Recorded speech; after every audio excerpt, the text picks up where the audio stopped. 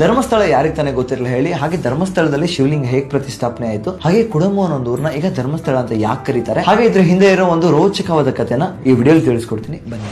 ಸುಮಾರು 800 ವರ್ಷದ ಹಿಂದೆ ನೆಲ್ಯಾಡಿ ಬೀಡುವಲ್ಲಿ ಬೀರಮಣ್ಣ ಪೆರ್ಗಡೆ ಹಾಗೂ ಅವರ ಪತ್ನಿ ಅಮ್ಮು ಬಳ್ಳಾಳ್ತಿ ಇರ್ತಾರೆ. ಇವರು ಆ ಪ್ರದೇಶದ ನಾಯಕರು ಹಾಗೆ ದಾನಿಗಳಾಗಿರ್ತಾರೆ.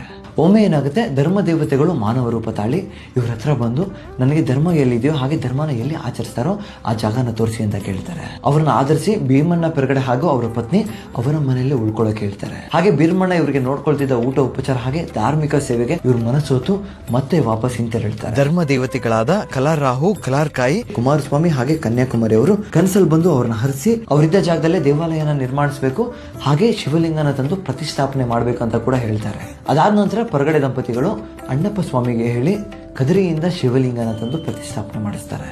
ಇದಾದ ನಂತರ 1513 ದೇವರಾಜ ಹೆಗಡೆ ಅವರ ಕಾಲದಲ್ಲಿ ಸೋದೆಮಠದ ವಾದಿರಾಜ ಸ್ವಾಮಿಗಳಿಗೆ ಕುಡುಮಕ್ಕೆ ಬರಲು ವಿನಂತಿ ಮಾಡ್ತಾರೆ. ಹಾಗೆ ಅವರ ವಿನಂತಿಯಂತೆ ಕುಡುಮಕ್ಕೆ ವಾದಿರಾಜರು ಬರ್ತಾರೆ. ವಾದಿರಾಜರು ಆ ದೇವಾಲಯಕ್ಕೆ ಬಂದು ನೋಡಿದಾಗ ಶಿವನ ಪ್ರತಿಷ್ಠಾಪನೆ ಸರಿಯಾಗಿ ಆಗಿರಲ್ಲ. ಅದಕ್ಕೆ ಮತ್ತೆ ಪದ್ಧತಿಯ ಪ್ರಕಾರ ಮರು ಪ್ರತಿಷ್ಠಾಪನೆ ಕೂಡ ಮಾಡ್ತಾರೆ. ಮತ್ತೆ ಕುಡುಮ ಅನ್ನೋ ಒಂದು ಹಳ್ಳಿಗೆ ಇದು ಧರ್ಮ ಇರುವ ಜಾಗ, ಇಲ್ಲಿ ಧರ್ಮಸ್ಥಳ ಅಂತ ಕರಿಬೇಕು ಅಂತ ಹೇಳ್ತಾರೆ.